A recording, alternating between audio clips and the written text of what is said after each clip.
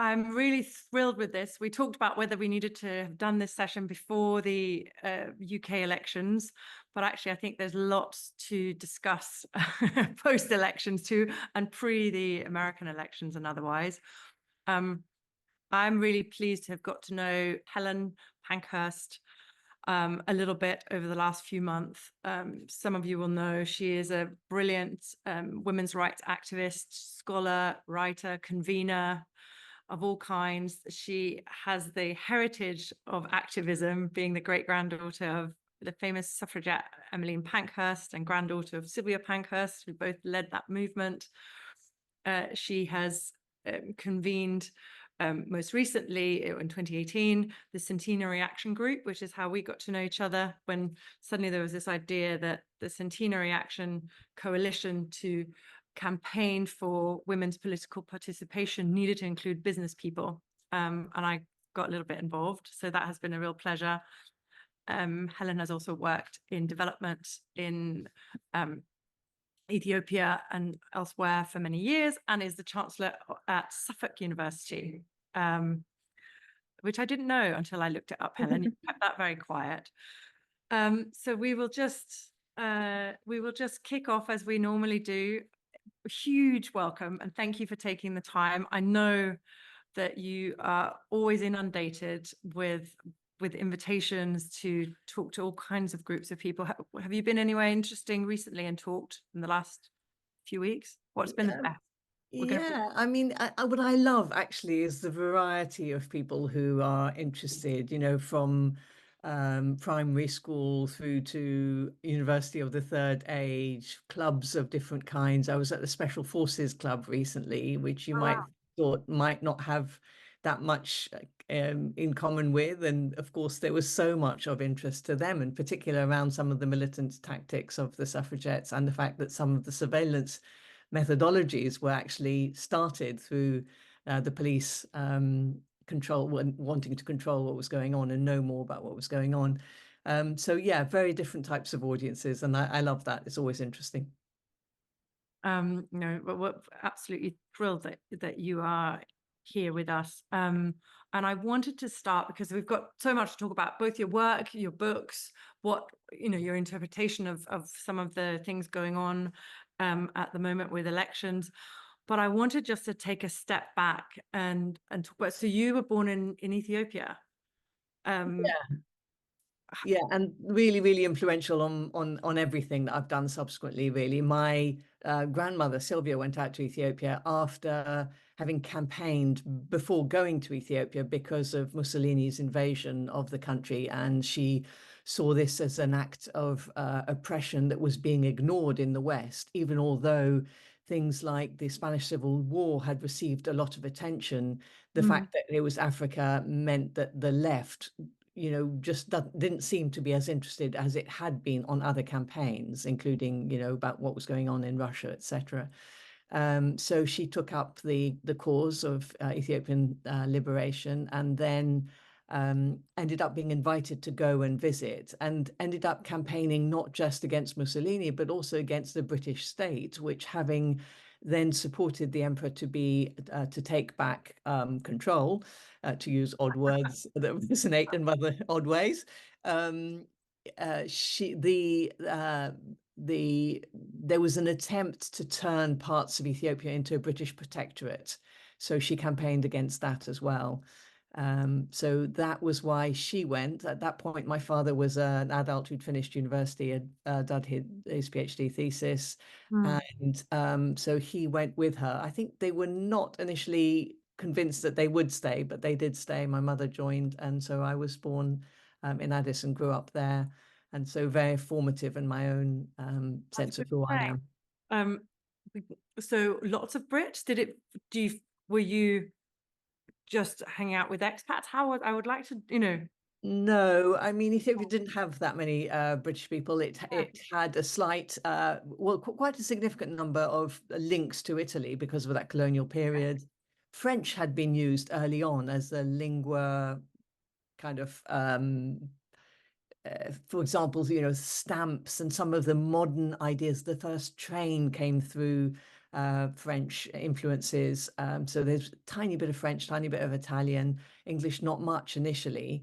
And then it becomes gradually, it becomes the global language. We went to the French school, my brother and I, so we were more educated through a French system, through the lycée there. But because my parents were very integrated into Ethiopian society, we also, a lot of their friends were Ethiopian. So we lived a lot and kind of linked up a lot with Ethiopian urban intelligentsia, I suppose. So interesting. And you are still senior advisor to Care International for Ethiopia specifically. Is that Yeah, right? I still work a lot in Ethiopia. It's been very much part of my life right throughout. So with Care International, I have a number of roles, but one of which is to work on the water and sanitation work there. And it's very much around systems change around the WASH work, working with government, working at, kind of district-wide approaches. And so I know some of your interests around systemic change. I think some of the approaches that we've been using might be of interest. And then a number of other projects with Care International. So very much still part of my background. My brother still lives there, and I feel part Ethiopian, part British. I feel very Ethiopian here and British there, that kind of thing. Yeah, no, that makes complete sense. Thank you. Well, yeah, we may come back to that work. I think that's really interesting. But and the other thing I noticed was you've continued.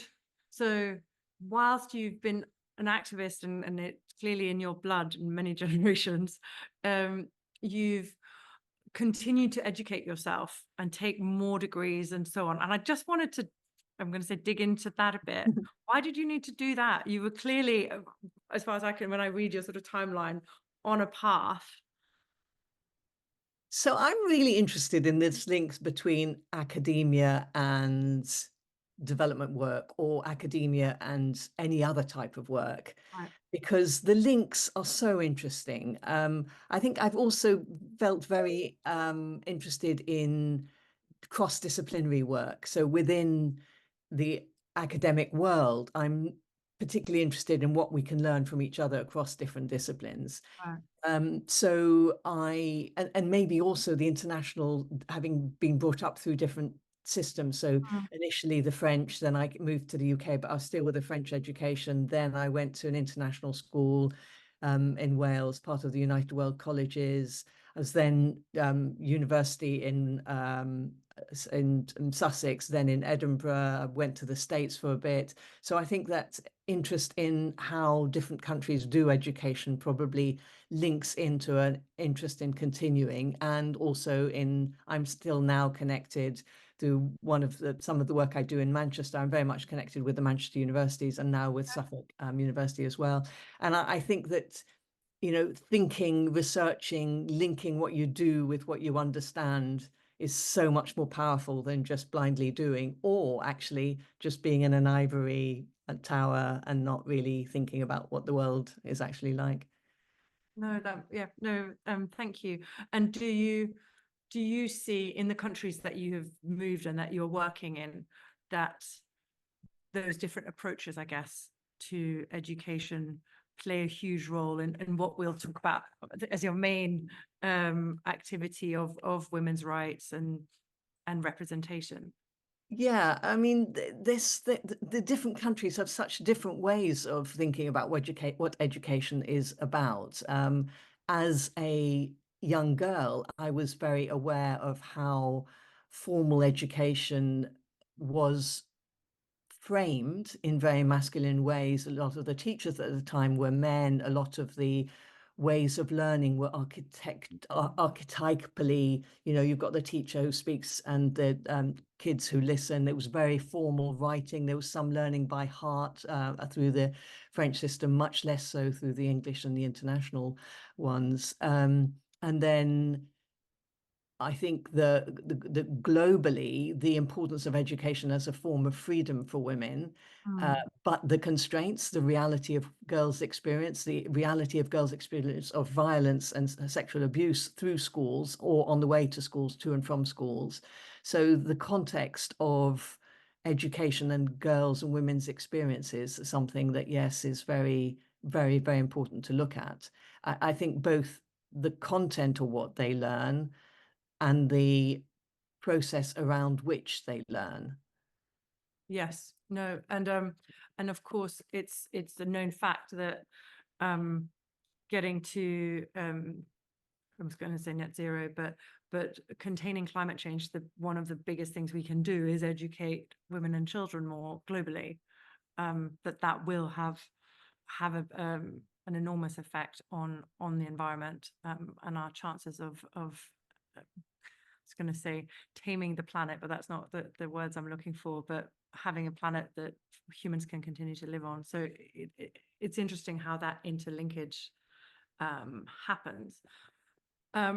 Let's go to what I think everybody's super interested in as well, which is your family. And I didn't realize that I think even your great grandmother grew up in quite an activist home. Is that right? So she wasn't the beginning of this.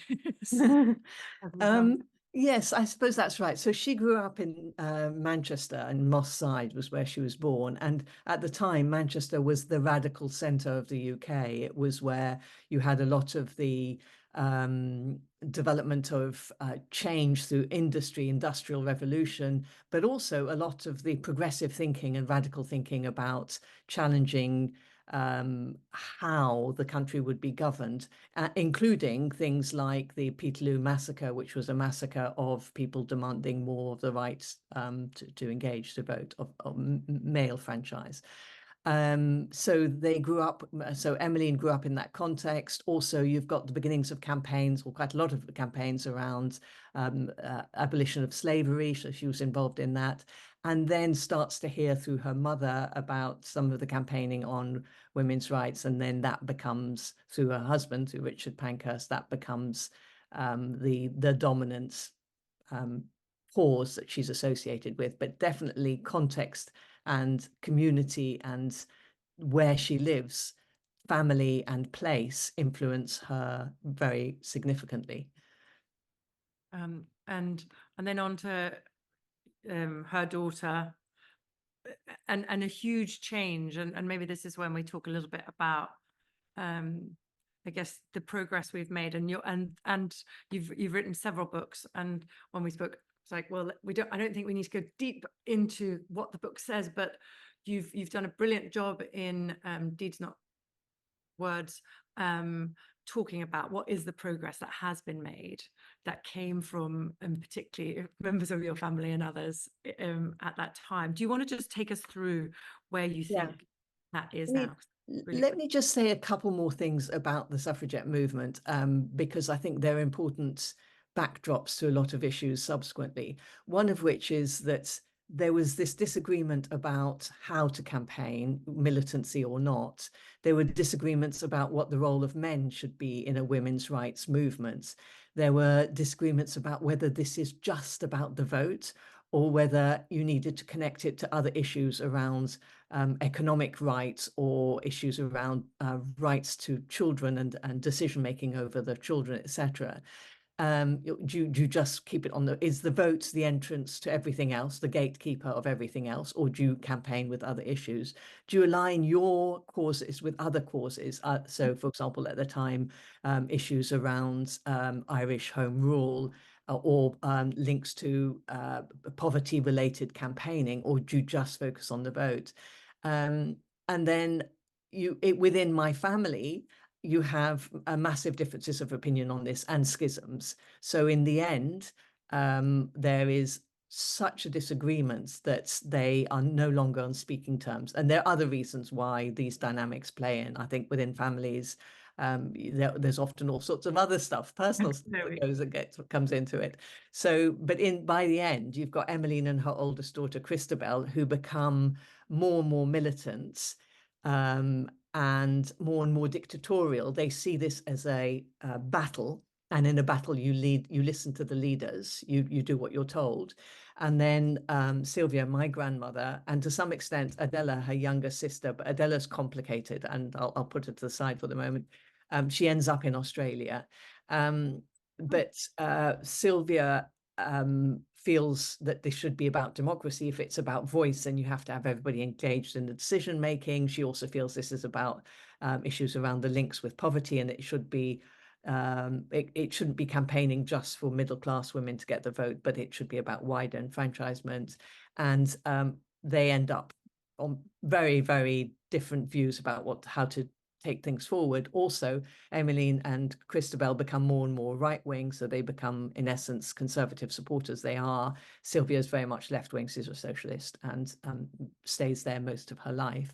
So I mention all of that because some of the issues about how women continue to campaign, you know, how loudly they make their point, whether they use civil disobedience or not. You've got waves of civil disobedience that follow thereafter, but also you've got so many disagreements amongst women. We are not a heterogeneous group. We often pull and push in different ways, and the men, as allies or not, also have different views about their role in a lot of this.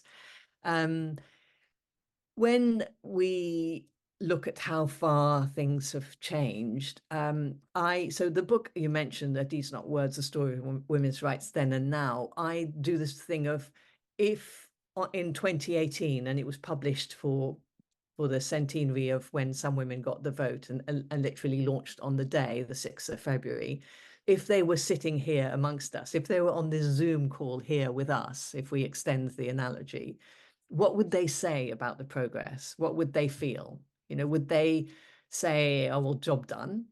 I would warrant that they wouldn't. And then, you know, if we looked at the different aspects of women's lives, that becomes very interesting. So in that book, I look at politics. How far have we got in terms of politics? We can come back to that because there's significant strides, but we're not there yet. By any measure, we're not there yet. And this is a global audience. So, I mean, in your own countries also, you know, reflect on that and your sorts of that. Economically, are we there yet? Clearly not.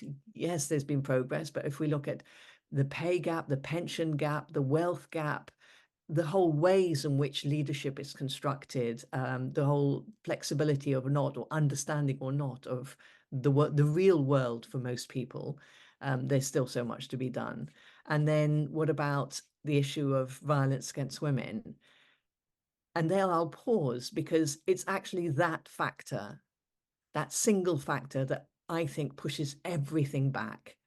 And whenever I've asked people to vote a bit, you know, to put their hands up in groups and say, where are we and how far have we progressed? It's the violence against women area where people feel the progress has been the least, particularly just in terms of women's experiences. The fact that we still have a global curfew about where and when women can be out because of gender-based violence. It's ubiquitous. Every mother, every daughter, every woman will know where she can't be and when. So for as long as we've got that, then, you know, how far have we really got? And et cetera, et cetera. You could look at culture, you could look at sports, you could look at different aspects of change. And overall, I would say, yes, we are better off in many different ways, but there is still so much to be done. And I guess because that's ultimate safety, which, you know, we hold as I'm going to say, a human right. And if there is fear of, and I agree with you, everybody knows where you can walk, what you can't walk. I have a teenage daughter, and what she should wear out, which circumstances, you know, it's that. I'd love to hear people's experiences, both men and women, on this one, in the chat. And so with all that in mind, if we just zoom back a little bit, because I think it's really interesting that some of the conversations around that, as you pointed out, the suffragettes had, and within even families, are still being had now. How much should we link? And I'd love to hear where you land on what is it we campaign for, because of course the Centenary Action Campaign, on one of the messages is we need to have equal representation in the UK Parliament within 100 years of the universal franchise. But there's also more layers to that campaign, and how you think about linking these separate things. Yeah, I mean, I think we all need to work on different fronts at the same time. I don't think you can wait till one is resolved in order to work on another. And different people will have different experiences that push them in certain directions. And within my own work, I've focused on different areas. But I do feel that leadership, leadership in all spheres, particularly political leadership, because in essence that sets the policy in so many other areas, is absolutely critical. And that links a little bit with the way that we have connected, you and I, because we've been looking not just at political leadership, but the links between women in business and women in politics, because there is a potential virtual cycle there, of women in business feeding into politics in ways that doesn't happen that much and could be really exciting, including to make Parliament a more gender sensitive place. And the reason I say that is the best of business in terms of some of the modern ways of doing business is often women led. And that could teach a thing or two to Parliament, which in its systems, in its HR systems, in its safety related areas, in its flexibility, in its understanding of the relationship between real human beings and their families and their work, could be really positive, I think, if there was that influence that way. And then, beyond that, just more generally around centenary action, the reason I think it's so important is because it frames so much. So it can frame the law and the processes around violence. It can frame the processes and laws around every other aspects of women's lives. So I do feel we can't wait in any area, and we need to push a lot. And these issues are interconnected. And as you mentioned, so for example, within Centenary Action, we identified 3 barriers for women in Parliament. One was violence. And the abuse, they get it disproportionately, and it's intersectional. So if you're a Black woman, you get so much more of it. The second is the economic costs, which are that much harder for women. Making that decision to become an MP is harder for women because of economic barriers.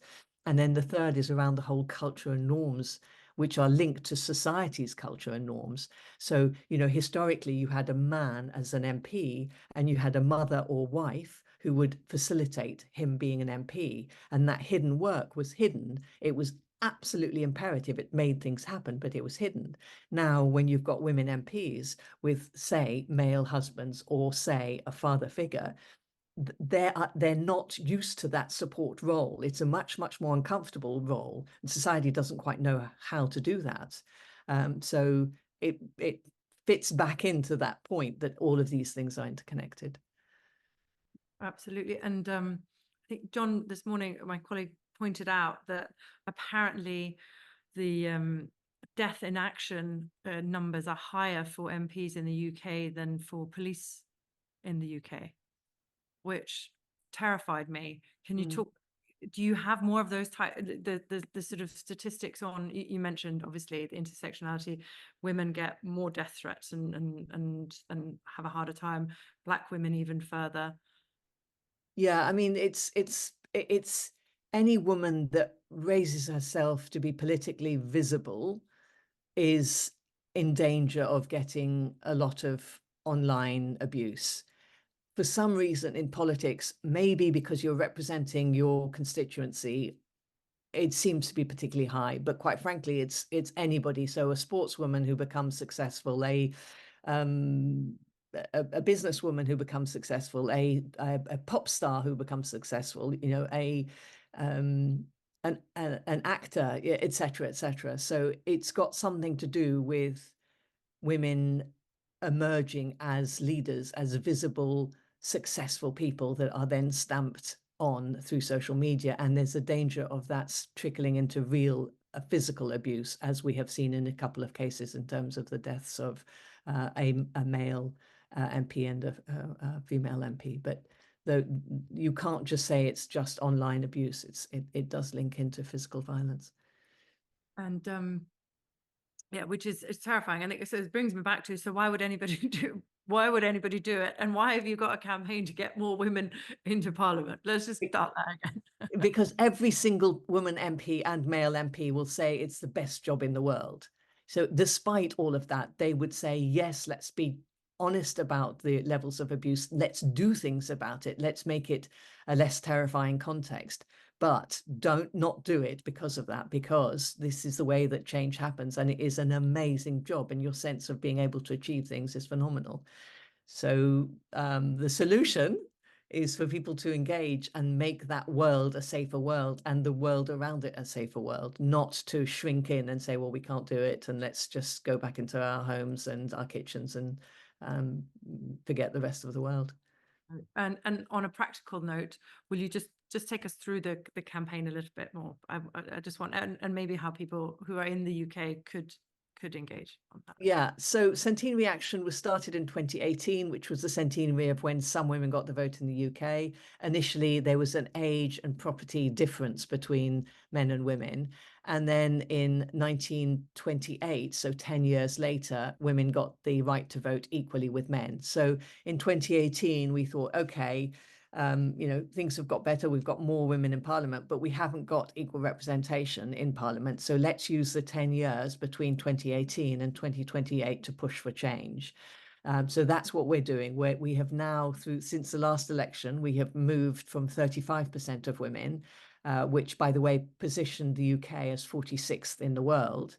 So we had, which for the so-called mother of Parliament wasn't particularly wonderful, but we had 35%. After this election in July, we now have 40.46%, so nearly 41%, which feels quite significantly different, actually, somehow, I think, at that point. But our push between now and the next election, which is likely to be 2028, which is in parallel with our end point of the centenary of equal franchise, we are pushing for equal representation, so for a 50-50 parliament. And to do that, we're looking at the barriers, and there's a lot of barriers around the lack of transparency and the selection process, and then the barriers around violence, economic and other structural norms. So anybody who's interested in joining us, please do. If you look at the website for Centenary Action, there's a newsletter that pops up immediately. And if you sign up to the newsletter, you can get more information. If you can help donate and fund us, there's also a fundraising button that you could support us with. And we really do need that. So, for example, one of the things that we're going to start this year is that we're probably taking over the APPG for Women in Parliament. So that's the all-party group that will discuss the experiences of women in Parliament and look at what can be done to make that different. And when we say women, we're saying diversity more generally. It's a summary for making sure that Parliament is much more representative of the wider society. And so that will take additional resources if we facilitate that APPG. So yeah, it's amplifying our messages as well. So if you follow me, that's Helen Pankhurst on Twitter, or the Centenary Action also has Twitter and LinkedIn, and I think EJ will post all the links, website, Twitter, LinkedIn, so everybody has it. Yeah, no, that's great. And then I suppose finally, any of you who are in business, we're really interested in progressing these ideas around a network of women in politics and business that can support each other more effectively. So do let me know, or do let Louise know if you're in the UK and this is something that you have you're interested in.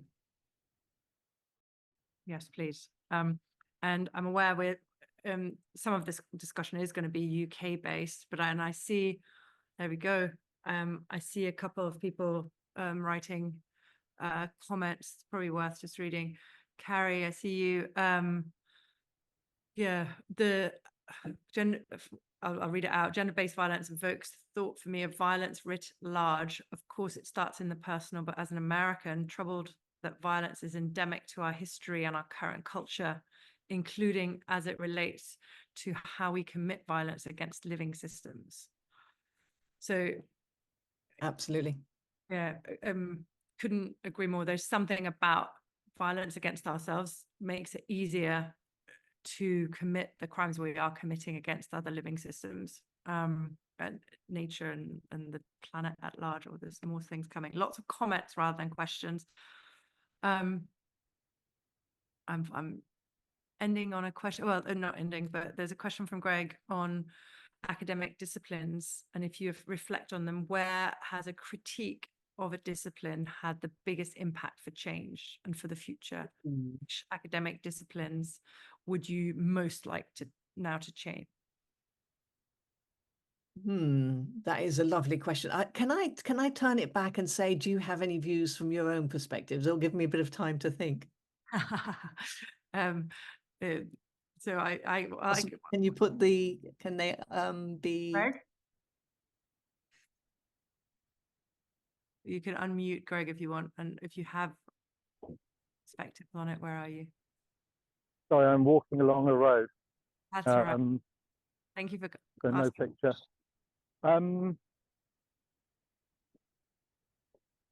Two thoughts.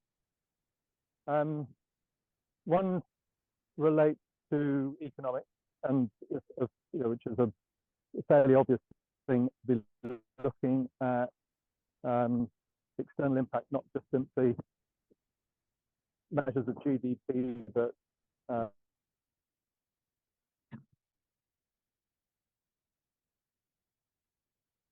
Oh, I think We've lost him. You've now got time to is how you how academics look at structure and the evolving complexity of structure. In the previous discussion here, we were talking about regeneration. A lot of regeneration comes through looking at organizational structures and industry structures in new ways, and that can go right the way through the systems, gender, and everything else. So those are one very specific thing, which is about economics. The other is how we look at structure and complexity, and having new, simple ways of understanding it and measuring change in it, and understanding what sort of changes are going to be beneficial and which aren't, and put that into the practical business context where I work. Looking at large company supply chains in a country like Ethiopia, for instance, how effective are those big companies being in supporting local companies in the supply chain? Simply as are they working with them? Are they actually paying them quickly? Simple things like that. So those are two things from that are more theoretical and academic, and one very business-like, but top of mind for me. But so I hope that's given you time to think. It has, Greg. I mean, absolutely. And please ignore everything I've just said. And I'd love to hear your comments. No, I mean, really fascinating, and just a lovely, lovely question. Absolutely lovely question, and I will continue to think about it, because I think that self-critique within the discipline, to what extent it's embraced and things change, or to what extent it's just kept on the outside, is really, really interesting. So I studied economics initially, and I used to call myself a reluctant economist, because I was so critical about the founding principles of the all else being equal kind of logic to economics, which seemed absolutely nuts, because all else was not equal. And then I studied economics at what was called at Sussex University, that had these different schools, and it had an AFRA school, African and Asian school, so you could study other subjects to do with Africa and Asia as well as the economics. But it also did a fair amount of political economy and bringing in links, and maybe that's why my interest in cross-disciplinary approaches it was fed with that, because it seems to me that political economy is by definition slightly critical of an economics that doesn't look at politics, and is already starting to merge things and look at them from that perspective. But yeah, the whole underpinning, I mean, I like your selection of economics as a critique of and the need for it, and the fact that there has been so much, donut economics, etc. There's been a lot of really interesting emerging thinking about redefining what economics is, but the mainstream is still so stuck, and the way business and the world operates is still the profit as a main way that you measure anything, etc. So still a lot more needs to be done. The other thought that I had as you were speaking is that I think, and it might seem slightly unconnected, but we often don't measure the right things, I feel, in when we're thinking about change and systemic change.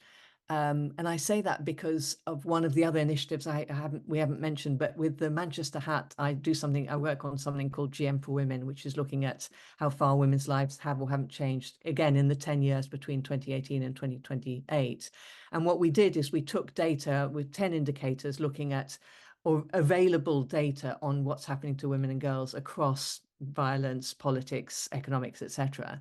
What we didn't measure, and what's happened, is nothing much is changing, and some of it is going in the wrong way. And in retrospect, should we have known that? Should we have known that things don't change that quickly? Possibly. But what we didn't measure is the nexus around the networks that we were creating. And I think we often don't measure process and don't measure the changes that we're making in our own lives. And I'm now saying to almost everybody I meet, we need to measure the impact that we're making in terms of the networks that we are creating, because those change the lives of those involved. And that is massive. It's actually more massive than any external change that you can make. And why don't we count that? Why don't we count that process as the most important thing?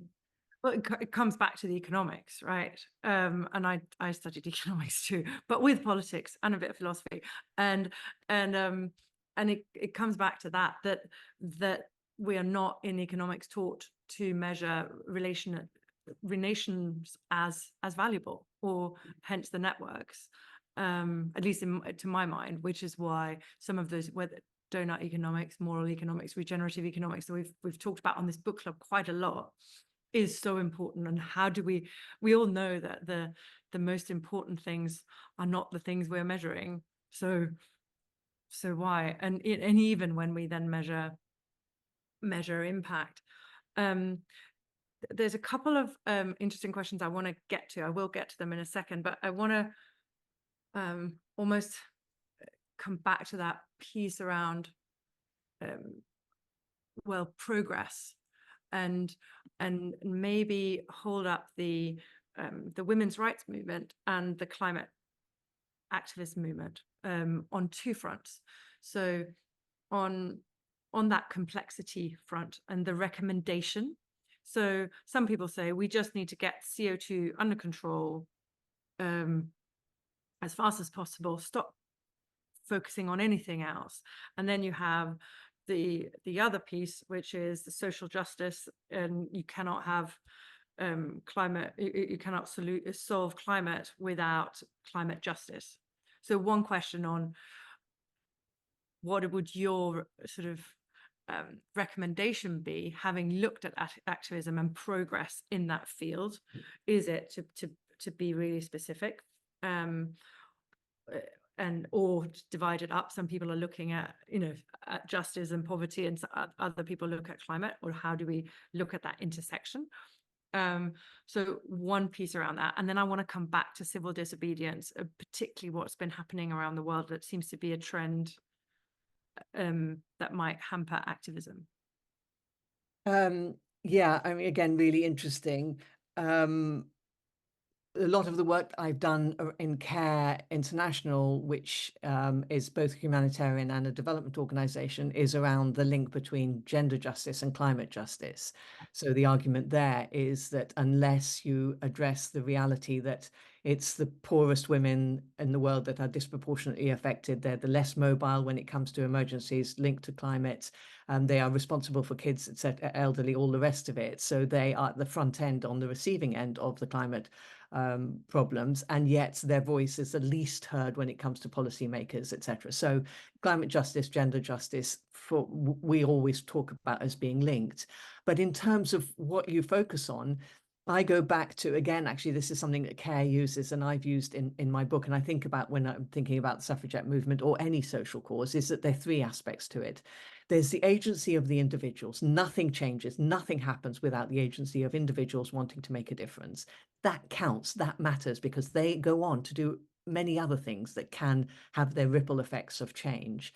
Then there's the social norms change, the culture, the traditions, the whatever ways the networks are doing things. And that's about process, I suppose. And then there's the laws or the policies or the structural change. And for me, it's the interplay between the three of those that actually affect change. So if you look at the suffragettes, maybe they weren't the ones that actually caused the law to change. You know, maybe their disruptive tactics. I mean, I would argue that women would have got the vote earlier if it hadn't been for the war. So it was the war that delayed things to 1918. Otherwise, by 1915, they probably would have got the vote.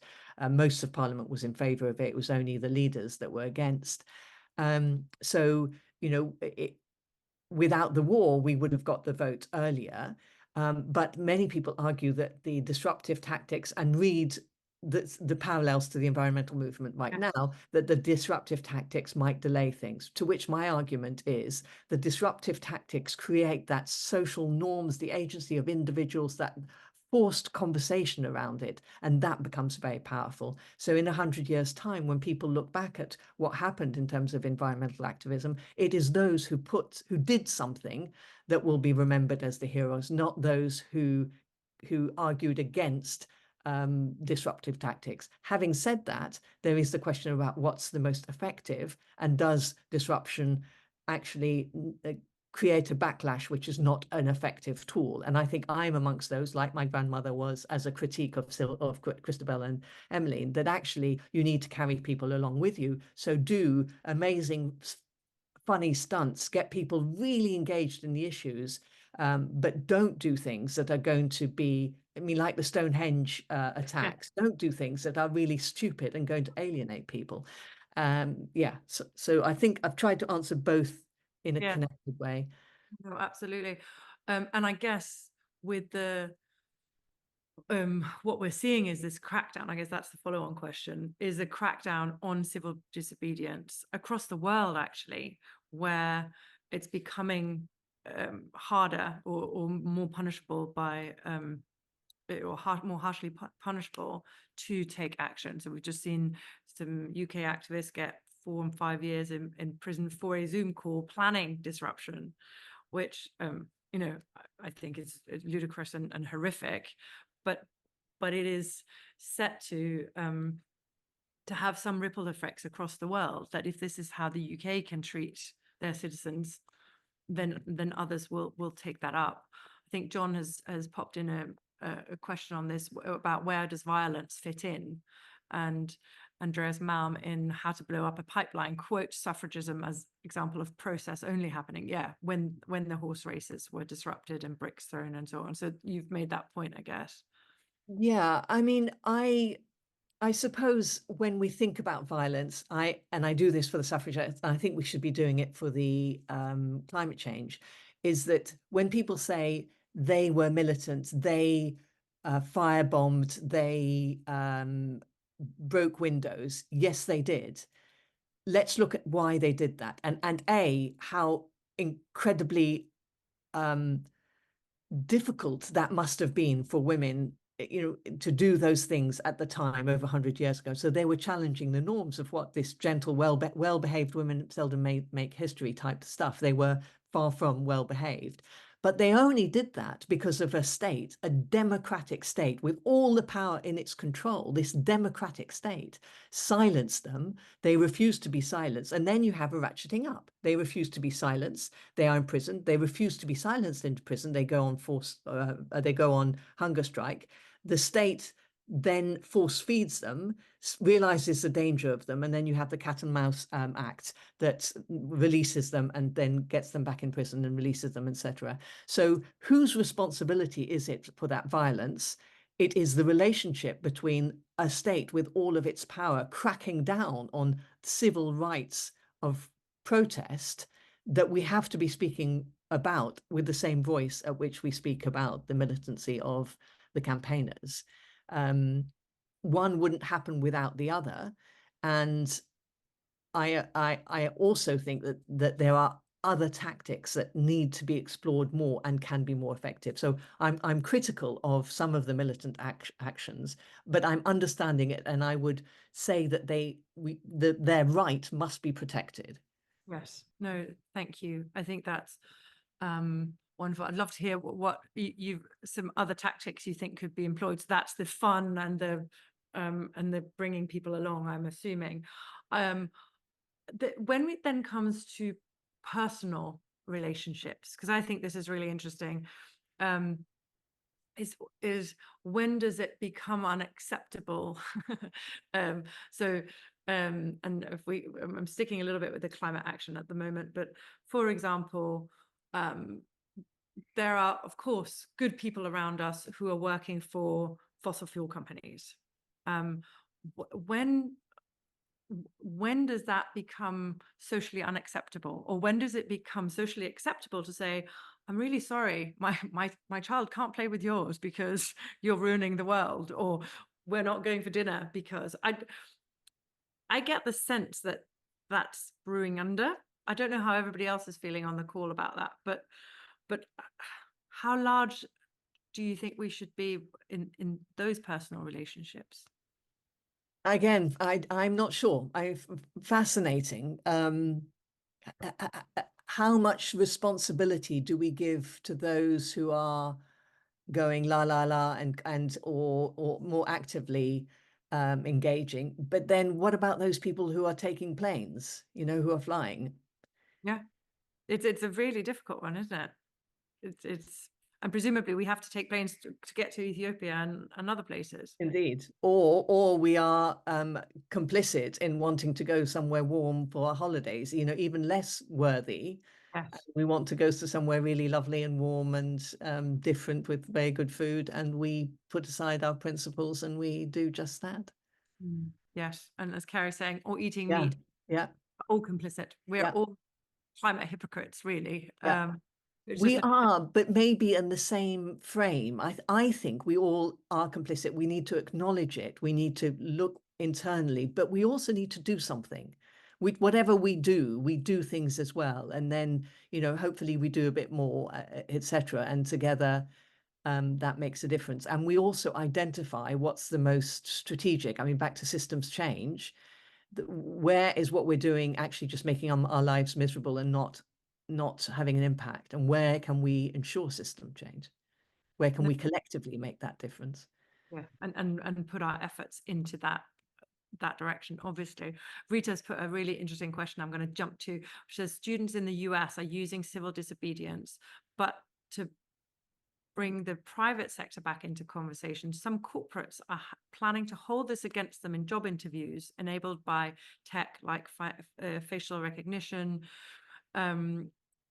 inordinate number of videos, etc. How do these activist movements adapt to this type of change? That's fascinating, I think. I didn't know that. Thank you, Rita. Yeah, really interesting. I have no idea. Yeah, I think that this is yeah, I don't know if the activist movement can do anything in a sense about this, and I think all we have can to do, change business from the other side. I think. exactly, that's what I was going to say. All we have to do is change the corporate so that they have different ideas about, an activist is somebody who cares, who does things, who's engaged, who makes a difference, who doesn't just sit back and do nothing. Don't you want such a person in your company? Yes. Well, definitely. We have a few of them in in ours, at least. Troublemakers, all of them. It's all good. And actually, I'll pick Rita's other question just because we're here. Rita says she's a big proponent for the role of tech for good. Do you see tech as an enabler for systemic change around for women and girls, and how might tech do more?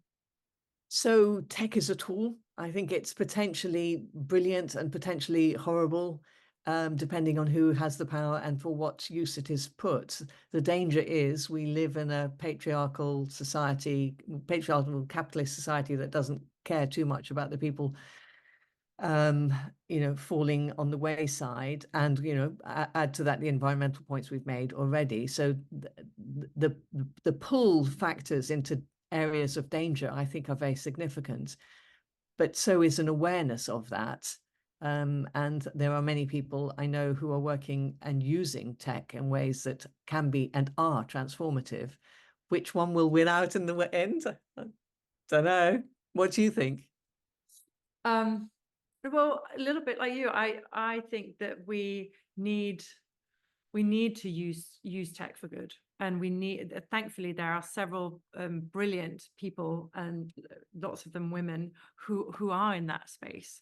The trick is going to be really to design it with a different mindset to to what it has been. I remember speaking to one of the creators of the iPod, strangely, which seemed very advanced then, and he said, well, he would never have done it now, but we were a bunch of young guys who thought it'd be cool to listen to our own thing. But now he recognized that that has become part of sort of this disconnection from each other. So who designs the tech, I think it's really important. So I think it's really important that sort of women, people who aren't, I'm going to say West Coast Americans, by birth and attitude. Rita, you asked the question. Where are you? In terms of answers? No, and I liked both of your answers in terms of how the tech is designed, who's designing it, all of those questions. But I think we're also seeing, I spent an accidental decade in India, and at that time there was a lot of tech being enabled for voter registration and for other things. And what I find interesting is there's a space where women end up populating, say, technology, because they don't have to go out into the work into the factories, et cetera. And then suddenly, as soon as it gets popular, then there's a lot more men that have come into that space. I think of sustainability as that, for example. In India, we would talk very often about events where there were no panels where there were just men. And I've gradually seen that with sustainability as well, looking at leadership and thinking, well, where'd all the women go suddenly? But then I go to an activist event like All Tech is Human, and almost 3/4 of their panels are all women. And they're talking about, the issues around Gen AI. They're talking about all of these different important topics, and they are coming from the private sector. Many of them have left the private sector to become an activist in that space. Yeah, I think it is just getting involved, isn't it? And figuring out, how do we get involved on our own terms? Because sometimes it is easy in those activist spaces to show up, I'm going to say, as women with a different attitude and agenda than in the traditional tech companies. And in the informal areas of power, it's informal areas where women can enter and navigate, but the formal areas of power become it's difficult for them to enter into and stay in. And I'm seeing at least lots of, not specifically in tech, but networks of women that are starting to become more powerful, because lots of people have a foot in the formal power, old power, but I'm trying to use it to promote more diversity and just different ways of being and acting. I'm going to grab a couple more questions from the chat. Teen, I'm so pleased to see you on here. Teen is an amazing social entrepreneur, Helen, who has been to more book clubs than anybody else, I think, apart from me. Would love to hear from your thoughts on links to progress on global peace and security when more gender parity in parliaments and peace agreements. There's some good data on sustained peace when women are at the table, but starts with women being able to stick their necks out, i.e. Monica Williams, Northern Ireland, stand up, speak out.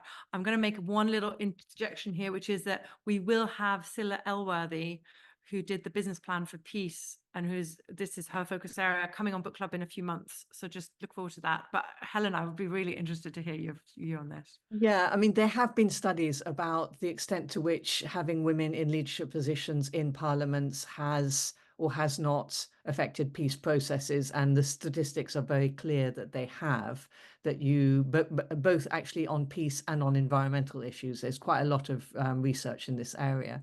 So clearly, and it makes sense, you know, that whole business of the being, you know, without essentializing the women's ability to work cross-party, to work across differences, to work collaboratively, is in the makeup of how women have been conditioned to be, whereas men have been conditioned to work with their testosterone in a leadership form that is independent, that is autonomous.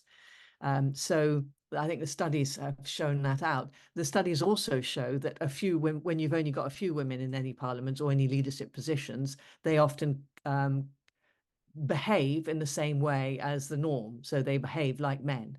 You need enough women for the systems, for the ways of working to shift. There's also been quite interesting studies, actually, that's slightly different on that, but around why is it in the UK that we've had 3 women prime ministers, and they've all been from the right, and they've been conservative. How does that work? Whereas the push for more women in parliament has always been from the left. And I don't know whether that's the same in other countries, but the explanation in the UK for this, that the most convincing explanation I've heard, is that the left tends to be groupthink. You belong to the group. And if you belong to the group and you're a woman, you're on the outside of the group. You're less in the middle of that group. So you don't rise to the top. Whereas on the right, individualist thinking is the way forward. So as an individual, doesn't matter if you're different, you can rise to the top. And that explains why you've got more women leading from the right. That makes sense. Absolutely. I haven't heard that explanation before. Thank you. That's really, really interesting. Maybe this is a good segue into our friends across the pond and what's going on there in terms of potentially the first female president. I'm at least crossing my fingers a bit, if I can be that political. Any thoughts on that? I don't know how far you've looked into that, Helen. Well, I've been following with a mixture of, you know, hand in the mouth and kind of just it's such extremes, isn't it? That the from one to the other. I mean, the potential horror, the dangers on one extreme, and the breath of fresh air on the other, and the possibility for transformation. I mean, I don't know how any American is managing to live from one day to another, given that what's the 2 completely different possibilities on the horizon. But maybe from our American colleagues here, what are your thoughts? What do you think will happen? How do you feel? I'm not seeing massive smiles. Carrie, Teen, Rita. I'm happy to jump in and at least say in my comment earlier, just in talking about mobilizing women, I think it's been really interesting that all of the Zoom calls that are happening and practically breaking Zoom often. But it was interesting to see how it went from all, you know, Black women supporting Kamala to South Asian women to then white women, then to Black men, and then to South Asian men, and then finally white dudes. And it's been really interesting and just like what a change from when Hillary was running, you know, from a coronation kind of conversation to it's not a coronation where we really have to fight for this, et cetera, et cetera. It's definitely put some energy into the conversation that I think we all needed. Oh, absolutely. That thing of uniting behind someone and something and a positive vision. And you forgot the childless cat ladies. Horrible. Because again, very reflective of America, though, and I think that's really what's so kind of front and center is, you know, as you say, they're just both the ends of the spectrum, right? So like Rita, I'm filled with hope in a way that I didn't have, you know, a few weeks ago, right? But it's a country where, you know, there's no easy. There's nothing that's obvious about a bright future for America where you have these extremes, right? And that's what's very concerning. You know, it's not the America I grew up in, and boy, how it has shifted, and it's scary for America. It's scary for the world. Absolutely.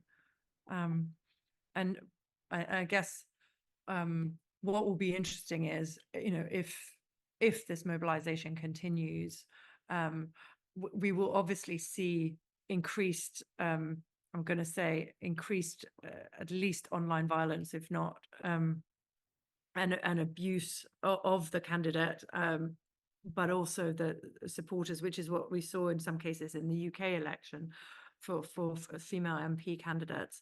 But the question I is, think that even if she wins, which hopefully, I mean, I think we can't bear the idea that she doesn't, but if she wins, the reality of this polarized America, with the extremes being supported so much by so many, the same in the UK, the number of reform supporters, which is probably going to grow, not decrease. So how we live in societies that are so incredibly polarized, where people think so differently, their views of the world are so different. I mean, and does this bring us back to a little bit your comment earlier about the role of men? Again, we're going back to the suffragettes again, and how we have to be really careful to carry with us, as change happens, as female leaders emerge, carry with us especially younger men, who seem to be going more right wing, whereas younger women are going the other direction, and that polarization is happening of generations by gender. Yeah, I mean, a couple of things to say. Firstly, it's not always a gender thing, meaning, in terms of the suffragette movement, you had many women who were violently against women getting the vote, and you had many men who were very much in favor of women getting the vote. And in fact, one of the leaders of the Anti-Franchise League, the main leader, was a woman. So, you know, let's park that it isn't necessarily, it isn't as simple as that, and that's important. But I think the second thing is that there's a danger in thinking of male allies to a feminist agenda, because that assumes that all men are doing is supporting the female agenda without any repercussion in terms of what masculinity is about, or what their world is about, or what their priorities and their existence is about. It centers the women's experience and men in just supporting that, which is just not going to work longer term.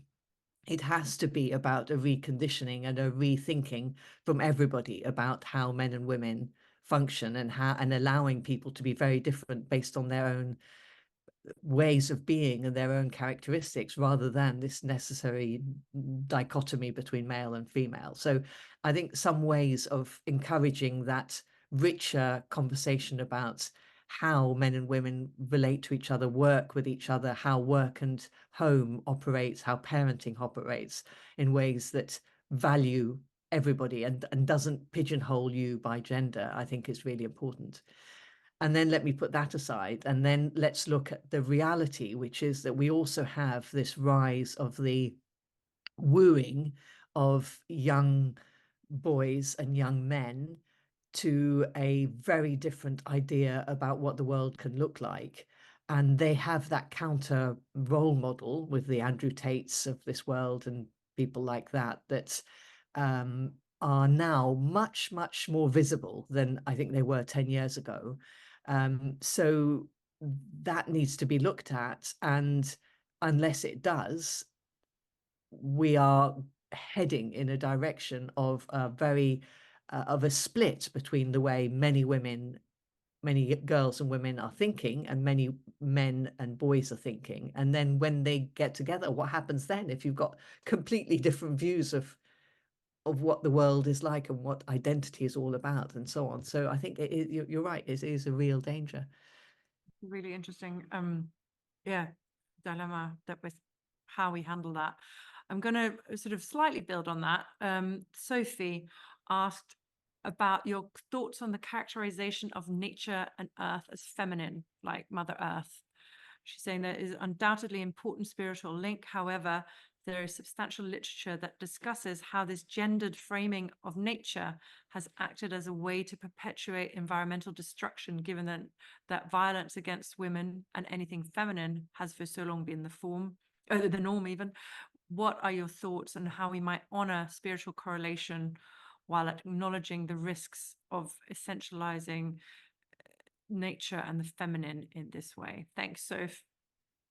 Yeah, I mean, lovely. I mean, very, very well put. I think it's exactly that we need to do. You know, that nature culture, women with nature cultures being dominated by men. That was the way it was conceptualized, I think, and that the narrative seeps into all of the ways we talk about it. I still find myself sometimes leaning into that kind of paradigm, and it is useful in some ways, as long as it isn't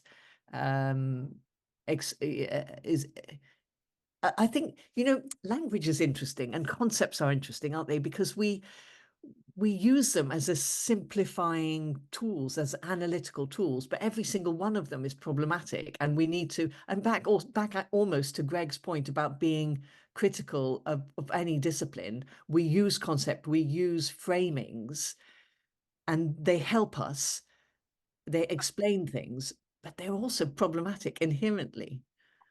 Yeah, no. And yeah, and how we do that. So if that's surely that's an extension of your PhD. So Sophie is part of the Volans team and has done lots of book clubs with me, but is now doing her PhD, so we don't get her so often. Thank you, Greg, for participating and asking brilliant questions. See him dropping off. Also, just to flag, we will send out, there's lots of really good Joe has put in and Sophie's put in a few things, sort of articles on tech being values neutral and a few other things. We will circulate those with the video afterwards, so you'll all get those on email. And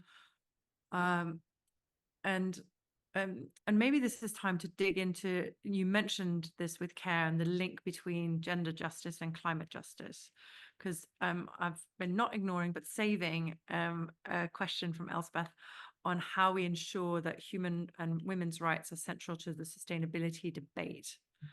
And there's a second question, which I think is separate, but how do we shift the lens for business to being human development, social justice, rather than as many seeing it as mainly environmental?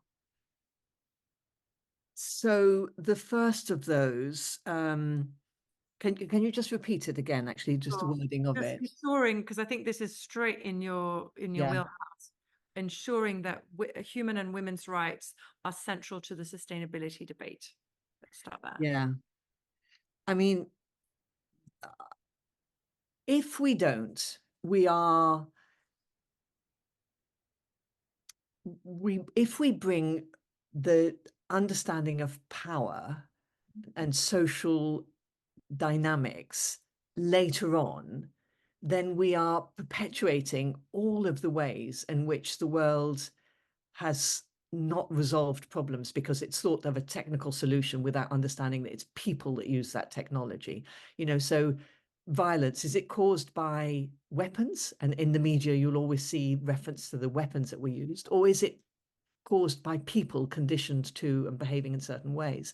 So for me, any solution around the environment and the climate change has to start with understanding the power dynamics and doing something about it. And as soon as you transform who is speaking and you're bringing to the table the experiences of those on the receiving end of the climate injustice, then the solutions will be very, very different. So for me, it's a duh type of thing. You know, why would you not? It seems so central to the solution. The idea that there's a technical solution to all of this, I don't buy it.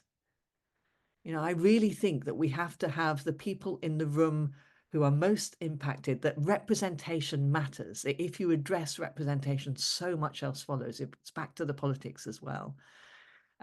So I would really strongly argue that that's what we all need to do, and question just a technical solution. It's back to the IT question and the issue around technology, that it has the potential, but only if we understand the people and the dynamics within that. So let's all do that, would be my answer, and let's question and critique any approach that doesn't do that. And then the social justice and business, I mean, that's what I'm really interested in looking at now, in terms of the bringing the politics and the business together, because I think that the best of business is beginning to be really good at understanding the links with the environment, understanding with the links with people, with who will choose what company that work with is increasingly understanding those social ethical issues. The best of business is ethical business, and they're doing really interesting spaces, the work in that space. And I'd like to bring all of that into politics, which is even further behind in terms of a lot of the thinking there. Yeah, and I would say that, Elspeth, what I'm seeing is that business find it actually easier sometimes to relate to the social part and social justice, especially if it's placed sort of local, because they can see that it impacts their employees and so on, whereas some of the climate and environmental things still feel sort of far away, and we're doing it because we have to. So I think that social is coming in more and more in that space. And maybe this is a time, Helen, to talk about, because for my wonderful friend Shah at Natura, you did a session, and I think it's really interesting. So some of you will know Shah Love. Her and I talk a lot about activism from the business perspective, and she brought you into a session, an internal session in her company, to really help train or make aware her teams or the company as to how they could use their political agency. And I just wondered, would you just talk to some of that detail and what you did and why that's important? Because I think it's a really interesting way that not that many businesses have sort of hooked on. Yeah. So I don't really understand why businesses don't engage in democracy, and many don't. And, you know, it seems to me that they have a D&I, diversity and equality ideas. They might be doing things around the environment. They're aware of, you know, limiting the plastic that they use.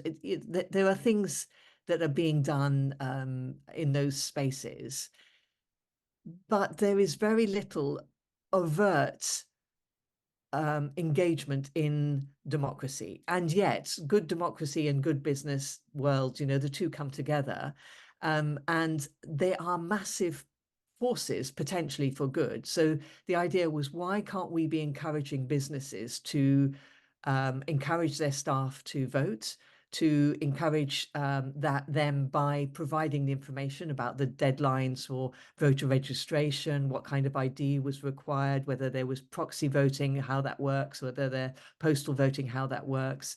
And even, you know, be more flexible on the day to encourage staff to vote, and or have some coffee and some biscuits or whatever to encourage people when they came back to talk about the fact that they'd voted, and to create a bit of an uplifting moment about the power, the amazingness democracy is. And here's a business aware of that and engaging in that. So that's at the minimum. And then there's, well, what about also thinking about political journeys? So you as staff members, you know, as agents of change beyond that, and with Natura and with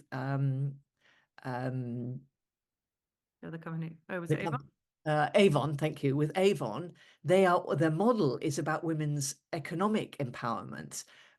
But there's a link between economic empowerment and political empowerment, and they were finding that some of their economically empowered women were becoming leaders in their community, so were becoming politically empowered. So rather than just blindly letting this happen, how about looking at whether that's something that could be actively supported? And all of this can be done in a very cross-party way. This is not about encouraging one form of politics over another.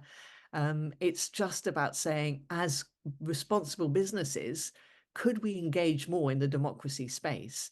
And isn't that a wonderful thing if we have businesses encouraging people to vote in a context where, as we've just had, only 50% of the electorate voted, And the more disengaged you have as an electorate, the more fractured your society, the less effective it is, the less effective it is from a business world point of view as well.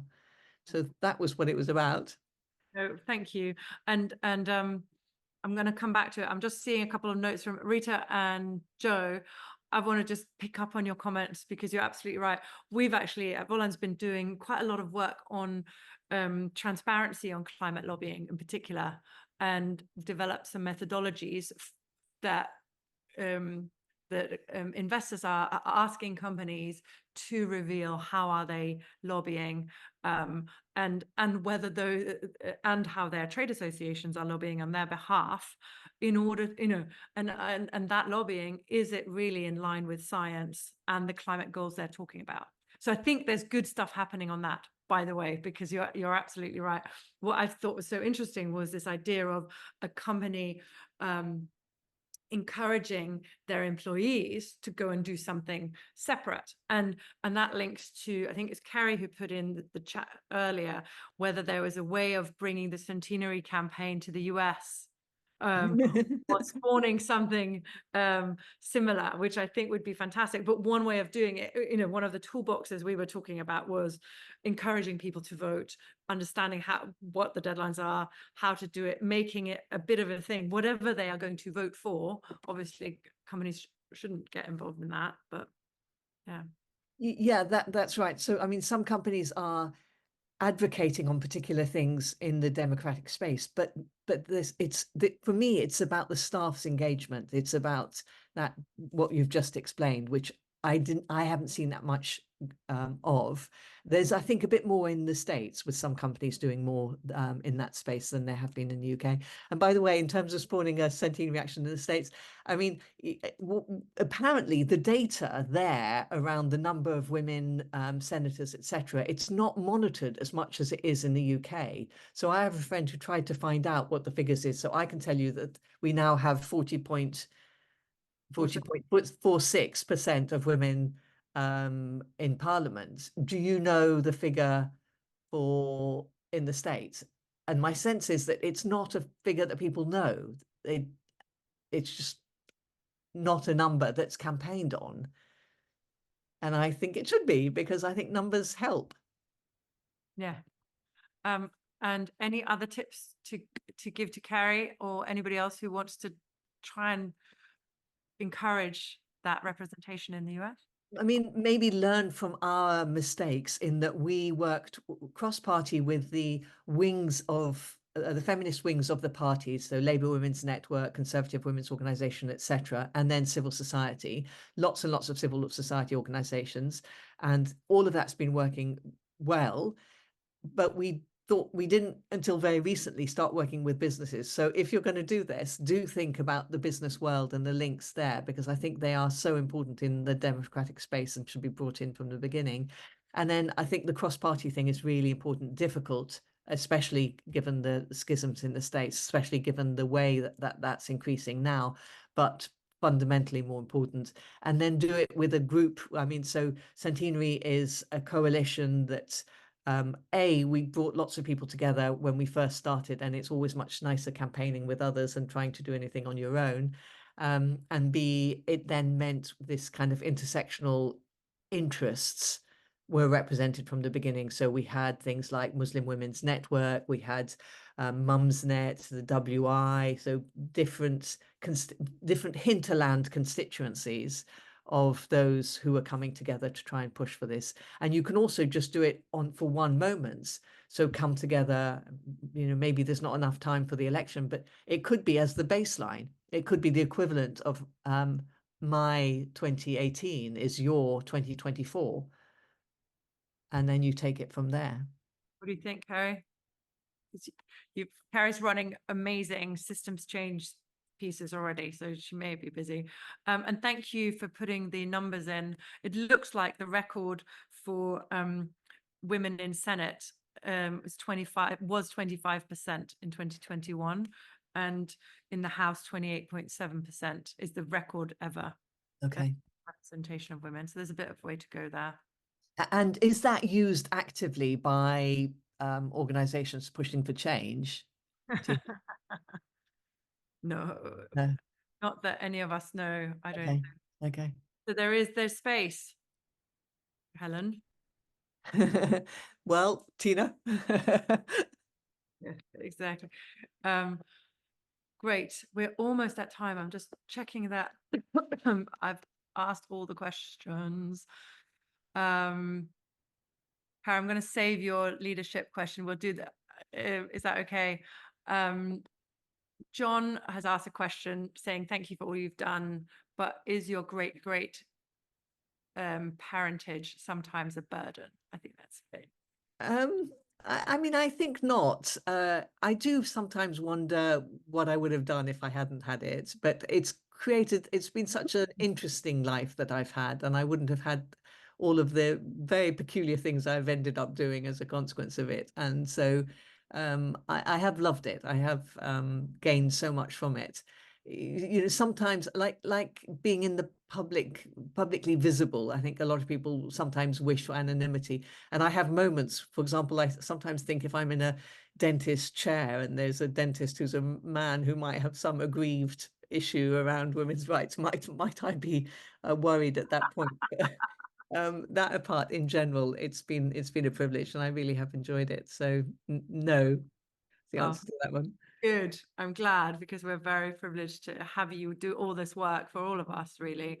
I wonder, just as the end of, whether there are any pieces of final advice you would give both to the younger generation, both to women about how to handle the injustice and stand up, but also for younger men who maybe haven't been enamored by some of the misogyny we've seen, and how they might sort of support and be active in this space. Yeah. I mean, to young men, I think the importance of being active allies and thinking about their own lives and their own futures. So not just for women, not just for their sisters, for their girlfriends or whatever, but also for themselves. So back to that point about this isn't an allyship for others. It is also about the thinking about who you want to be and your own behaviors. So that, and then catching things very, very early. So, you know, a snide comment, a little laugh, something that might seem innocuous. It's very easy just to let them slip, and yet you let too many of those slip, and then both for what you say of what you do yourself and your friends, it's harder down the line. So I think be vigilant actually is quite an important comment, and humor is often the way that violence starts. You know, making fun of women Yes. is often the way it starts.